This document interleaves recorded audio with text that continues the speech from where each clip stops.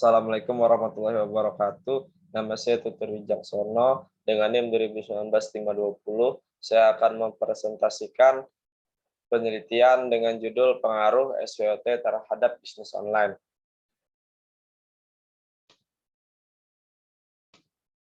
Latar belakang. Sebuah startup atau bisnis adalah cara memproduksi barang atau jasa untuk memenuhi kebutuhan konsumen dan menghasilkan keuntungan. Kebutuhan manusia yang beragam dan terus berkembang dari waktu ke waktu, menciptakan ruang bagi para pelaku bisnis untuk memulai bisnis baru. Seiring dengan perubahan zaman, mengarah pada kemajuan teknologi dan peningkatan kebutuhan manusia. Perusahaan juga mengalami perubahan dan inovasi yang berbeda. Saat ini, banyak bisnis yang mulai beralih ke e-commerce. E-commerce menjadi tren karena sejumlah penggunaan internet terus meningkat dari waktu ke waktu. Berdasarkan data Internet World Statistik tahun 2021, penggunaan internet di Asia menempati pertama dengan jumlah 2,762 juta pengguna internet. Disusul Eropa di urutan kedua dengan 736.995 orang, dan Afrika di urutan ketiga dengan 594 juta pengguna internet. Di Asia sendiri, Indonesia menempati urutan kedua dengan jumlah penggunaan internet mencapai 202,6 juta orang. Hal ini menunjukkan bahwa pengguna internet di Indonesia sangat banyak. Hal ini dapat dijadikan sebagai celah yang sangat menjanjikan dan membuat para pengusaha mulai bisnis online atau menggunakan internet sebagai cara menjalankan bisnis. Banyaknya pengguna internet membuat kami berharap bahwa semakin banyak orang yang menggunakannya, semakin banyak pula orang yang mengkonsumsi produk jasa komersial online. Apakah SWOT berpengaruh terhadap pengusaha yang memilih memasarkan produk atau jasa secara online? Kajian teori. Perkembangan dunia bisnis pada saat ini semakin pesat. Hal ini dapat dilihat dari banyaknya pelaku bisnis yang baru. Perubahan yang cepat berdampak pada situasi ketidakpastian yang berpengaruh terhadap perusahaan. Di era modern ini, tingkat informasi yang sangat cepat beredar melalui jaringan komputer yang bisa disebut internet. Semakin majunya teknologi memberikan perubahan atau dampak pada gaya hidup belanja masyarakat yang bergeser dari transaksi offline menuju kepada transaksi online. Definisi bisnis. Dalam ilmu ekonomi, bisnis adalah organisasi yang menjual barang atau jasa kepada konsumen atau bisnis lain untuk mendapatkan keuntungan. Menurut Griffin dan Ebert, business is an organization that provides good or service in order to earn profit. Perusahaan adalah organisasi yang menyediakan barang dan jasa untuk mendapatkan keuntungan. Dengan definisi ini, kegiatan bisnis bertujuan untuk menghasilkan keuntungan atau keuntungan melalui penyediaan barang atau jasa. Suatu perusahaan memperoleh laba jika total penjualan atau total pendapatan untuk suatu periode lebih besar dari total biaya untuk periode yang sama. Definisi internet. Istilah internet berasal dari singkatan Interconnected Computer Networks, yang dapat diartikan sebagai jaringan komputer tanpa batas yang menghubungkan satu komputer dengan komputer lainnya di setiap sudut dunia.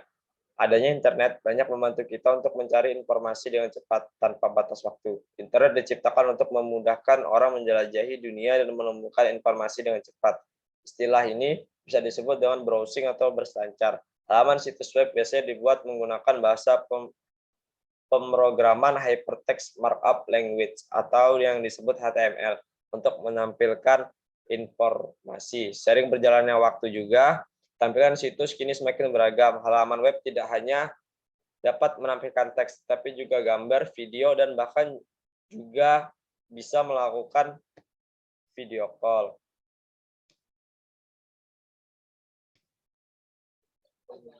Penggunaan internet dalam bisnis. Internet dalam bisnis digunakan untuk bertukaran informasi, katalog produk, media promosi, surat elektronik, bulletin boards, kuesioner elektronik, dan mailing list. Internet juga bisa digunakan untuk berdialog, berdiskusi, dan konsultasi dengan konsumen secara online, sehingga konsumen dapat dilibatkan secara proaktif dan interaktif dalam perancangan, pengembangan, pemasaran, dan penjualan produk. Penggunaan internet dalam bisnis berubah dari fungsi sebagai alat untuk pertukaran informasi secara elektronik menjadi alat untuk aplikasi strategi bisnis seperti pemasaran, penjualan, pelayanan pelanggan.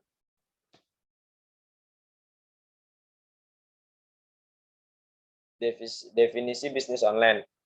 Bisnis online adalah suatu kegiatan atau aktivitas yang dilakukan di media internet untuk menghasilkan uang, seperti halnya bisnis di kehidupan nyata. Bisnis online yang dijalankan di media internet pun memiliki tujuan yang sama, yaitu menghasilkan suatu keuntungan. Penggunaan media internet dalam dunia pemasaran membawa perubahan baru dalam sisi pemasaran tradisional. E-marketing adalah salah satu komponen dalam e-commerce dengan kepentingan khusus oleh marketer, yakni strategi proses pembuatan, pendistribusian, promosi, penetapan harga barang dan jasa kepada pangsa pasar, internet atau melalui peralatan digital lain. Pemasaran online adalah pemasaran secara online yang dilakukan melalui sistem komputer online interaktif yang menghubungkan pelanggan dengan penjual secara elektronik. Penggunaan internet dan fasilitas yang ada di dalam internet untuk melakukan aktivitas marketing dikenal sebagai e-marketing.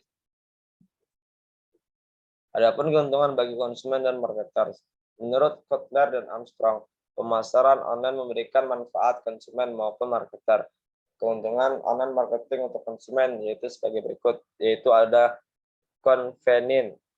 Convenient adalah konsumen tidak harus terjebak kemacetan, menemukan tempat parkir, dan berjalan melalui toko-toko yang tidak terhitung jumlahnya untuk menemukan produk. Konsumen dapat membandingkan merek, mengecek harga, dan memesan barang 24 jam sehari dari lokasi manapun. Dan yang kedua, ada information. Layanan online dan internet memberikan konsumen akses terhadap perbandingan informasi yang berlimpah mengenai perusahaan dan produk. Dan yang ketiga ada interaktif dan immediate.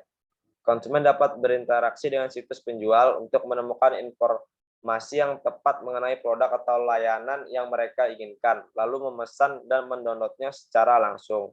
Adapun keuntungan untuk marketers. Yang pertama, pemasaran online merupakan suatu alat yang bagus untuk membangun hubungan dengan konsumen. Pemasaran online juga menawarkan fleksibilitas yang besar yang memungkinkan marketer untuk membuat penyesuaian terhadap penawaran dan program-programnya. Dan yang ketiga, internet merupakan suatu medium global yang memungkinkan pembeli dan penjual untuk mengklik dari satu tempat ke tempat lainnya dalam hitungan detik. Bagi para konsumen, sistem ini sangatlah membantu karena konsumen tidak perlu datang langsung ke lokasi untuk membeli barang yang diinginkan.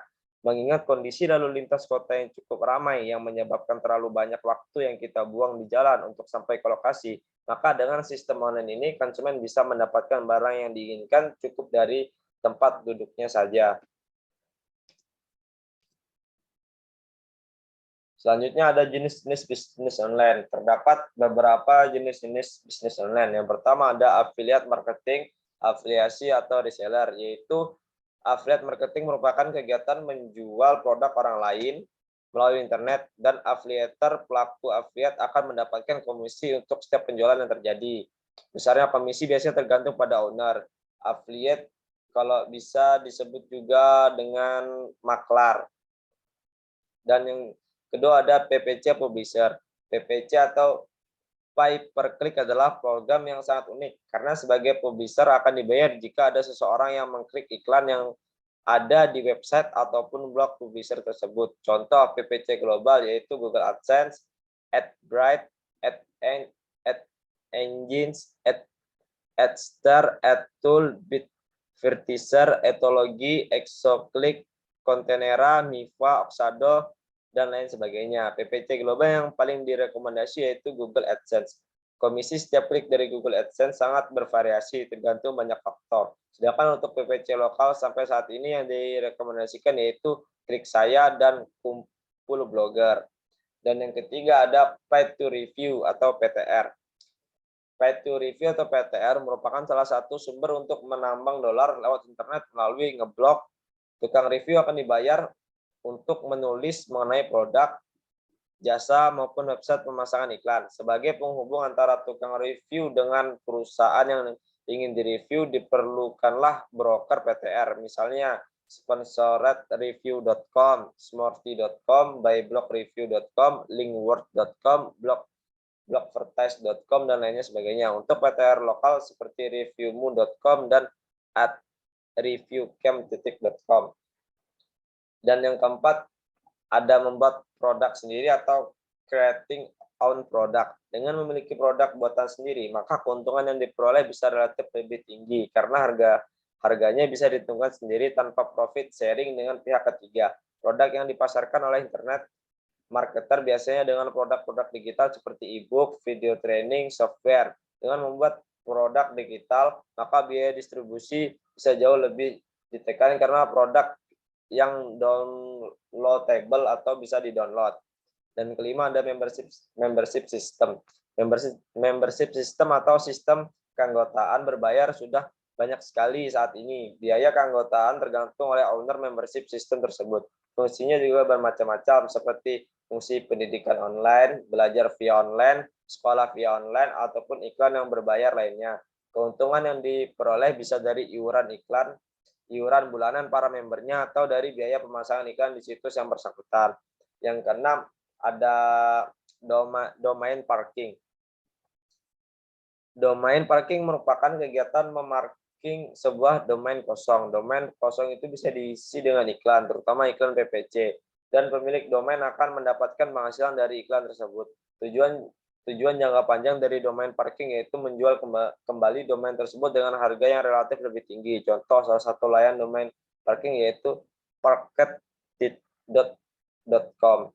Yang ketujuh, ada toko online atau online store. Toko online atau online store merupakan toko yang memasarkan barangnya melalui internet.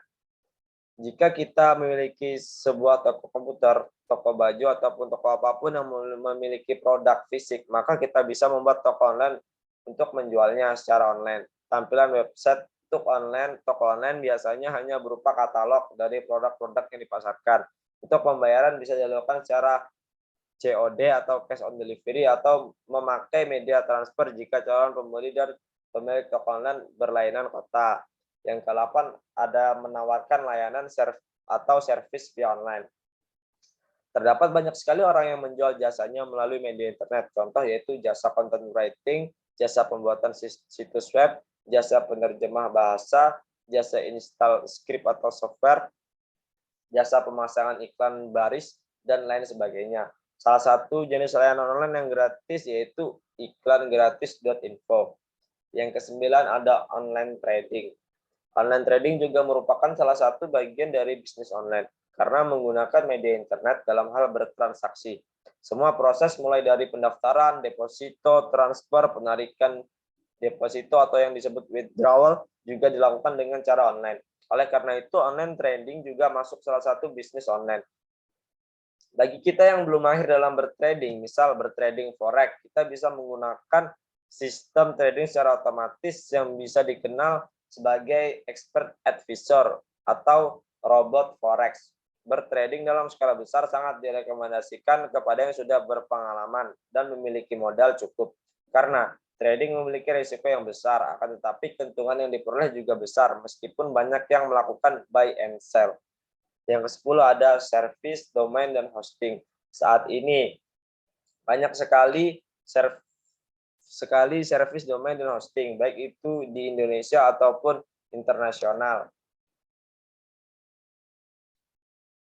Bisnis service, domain, dan hosting juga merupakan bisnis salah satu di internet yang menarik. Akan lebih baik jika pemilik service, domain, dan hosting memiliki kemampuan untuk mendesain website, karena bisa digabungkan dengan service, domain, dan hostingnya. Selanjutnya ada analisis SWOT. Analisis SWOT adalah metode perencanaan strategis yang digunakan untuk mengevaluasi kekuatan, strengths, kelemahan, weakness, peluang, opportunities, dan ancaman, threats dalam suatu proyek atau suatu spekulasi bisnis. Keempat faktor itulah yang membentuk akronim SWOT. Adapun pengertian SWOT, strength, kekuatan, dalam hal ini diartikan sebagai kekuatan atau hal positif yang menonjol dari perusahaan atau produk yang dapat dijadikan sebagai competitive advantage atau kekuatan bersaing. Weakness kelemahan. Kebalikan dari strength, weakness merupakan kekurangan atau hal-hal yang tidak atau belum dimiliki perusahaan untuk bersaing di pasar.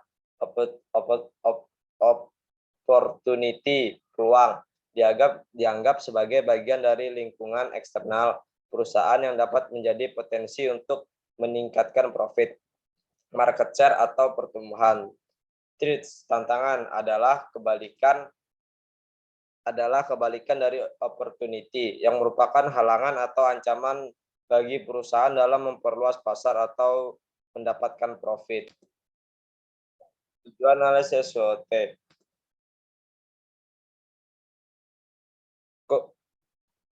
Analisis SWOT tidak hanya dipakai untuk menyusun strategi di medan pertempuran, melainkan banyak diterapkan dalam penyusunan perencanaan strategi bisnis yang bertujuan untuk menyusun strategi jangka panjang sehingga arah dan tujuan perusahaan dapat dicapai dengan jelas dan dapat segera diambil keputusan. Berikut semua perubahannya dalam menghadapi pesaing. Manfaat analisis SWOT. Metode analisis SWOT merupakan metode analisis yang paling dasar yang bermanfaat untuk melihat suatu topik ataupun suatu permasalahan dari 4 sisi yang berbeda. Hasil dari analisis biasanya berupa arahan ataupun rekomendasi untuk mempertahankan kekuatan dan untuk menambah keuntungan dari sisi peluang yang ada, sambil mengurangi kekurangan dan juga menghindari ancaman. Jika digunakan dengan benar, analisisnya akan membantu untuk melihat sisi yang terlupakan atau tidak terlihat selama ini. Analisis SWOT merupakan instrumen yang bermanfaat dalam melakukan analisis strategi. Analisis SWOT berperan sebagai alat untuk meminimalisir kelemahan yang terdapat dalam suatu perusahaan atau organisasi, serta menekan dampak ancaman yang timbul dan harus siap dihadapi. Indikator analisis SWOT. Analisis SWOT mempertimbangkan faktor lingkungan internal dan lingkungan eksternal yang dihadapi di dunia bisnis. Analisis SWOT didahului dengan identifikasi posisi perusahaan atau institusi melalui faktor internal dan eksternal. Faktor internal merupakan faktor yang berasal dari dalam lapangan usaha. Yang dimaksud adalah bisa seperti penguasaan sumber daya, lahan bangunan, peralatan, finansial, keterampilan, penguasaan manajemen, dan jejaring sosial yang dimiliki. Yang kedua ada faktor eksternal. Faktor eksternal merupakan faktor yang berasal dari luar lapangan usaha. Yang dimaksud adalah bisa seperti peraturan pemerintah, resiko, pesaing, dan prospek ekonomi. Metrik SWOT. Metrik SWOT merupakan kombinasi antara faktor internal yaitu kekuatan dan kelemahan dengan faktor eksternal yaitu peluang dan ancaman, sehingga akan membentuk 4 alternatif strategi dari kombinasi keduanya. Analisis SWOT untuk strategi pemasaran, yaitu strength S. Terdapat 1. Online dapat menjangkau masyarakat yang lebih luas dalam memperkenalkan produk karena melalui internet. 2. Online tidak terbatas waktu karena internet tersedia untuk diakses setiap saat. Konsumen dapat langsung menemukan informasi yang tepat mengenai handphone yang dijual. 5. Biaya pemasaran di internet relatif sangat murah. Weakness, kelemahan. 1. Melalui media online, konsumen tidak dapat memesan melalui media internet karena pada media internet hanya sebagai sarana mempromosikan dan pada media internet hanya mencantumkan kontak person apabila ingin memesan. 2. Dalam strategi pemasaran online, konsumen tidak setiap orang mengetahui media internet. 3. Pengikut dalam media sosial masih sedikit sehingga hanya sedikit yang bisa dijangkau bagi sebagian orang. Biaya penggunaan internet cukup mahal. Analisis SWOT untuk strategi pemasaran online yang opportunity. 1. Memiliki pasar yang potensial untuk bertumbuh. 2. Kebutuhan masyarakat akan kebutuhan informasi online yang semakin tinggi. 3. Pola perilaku masyarakat dan selera konsumen yang semakin berkembang dan informasi konvensional menjadi informasi online. 4. Teknologi online yang terus berkembang. 5. Penggunaan media internet dalam dunia pemasaran membawa perubahan baru dalam sisi pemasaran tradisional. Threats. Semakin banyak usaha yang pertama, semakin banyak usaha sejenis yang menggunakan strategi pemasaran online konsumen. 2.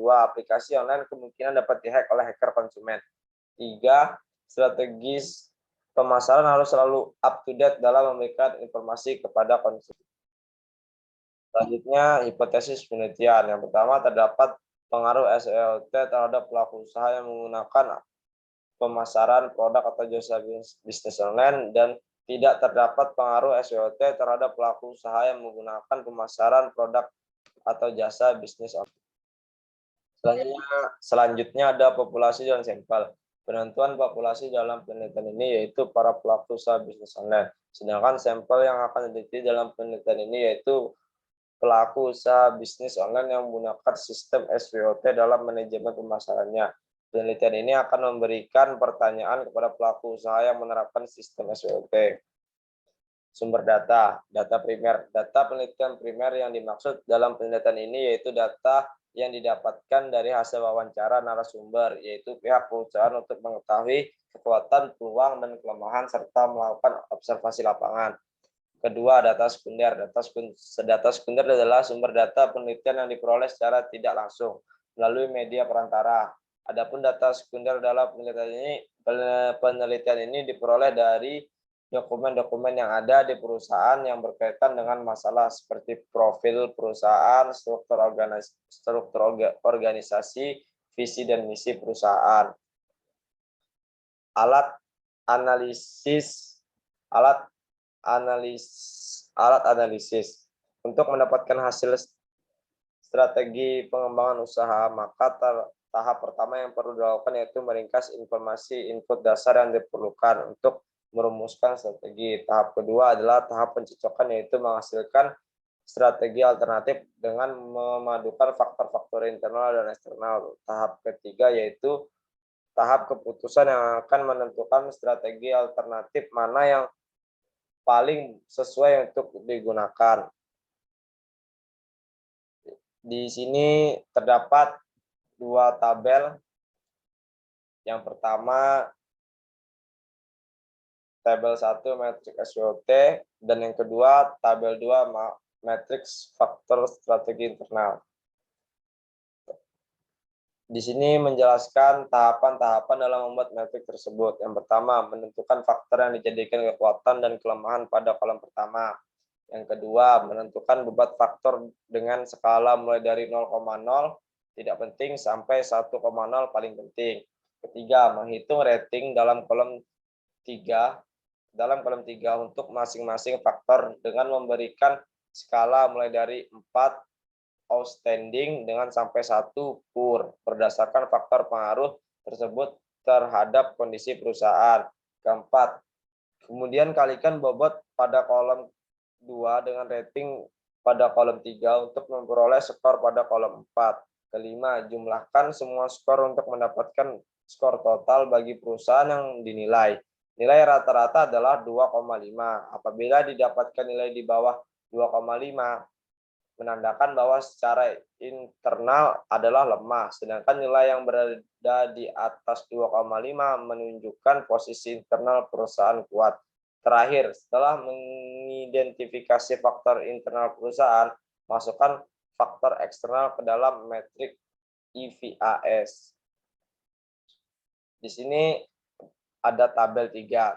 Berdasarkan tabel 3, menjelaskan tahapan-tahapan dalam membuat metrik IVAS tersebut, antara lain ialah 1. Menentukan faktor yang menjadikan peluang dan ancaman pada kolom pertama, menentukan bobot faktor dengan skala mulai dari 0,0 tidak penting sampai 1,0 paling penting. Yang ketiga, menghitung rating dalam kolom 3 untuk masing-masing faktor dengan memberikan skala mulai dari 4 outstanding sampai dengan 1 poor berdasarkan faktor pengaruh tersebut terhadap kondisi perusahaan.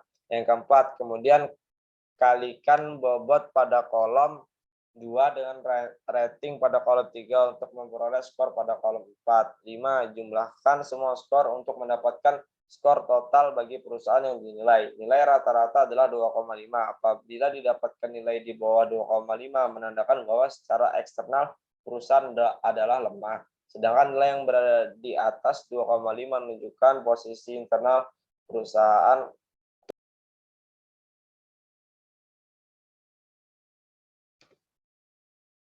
Sekian dari presentasi saya.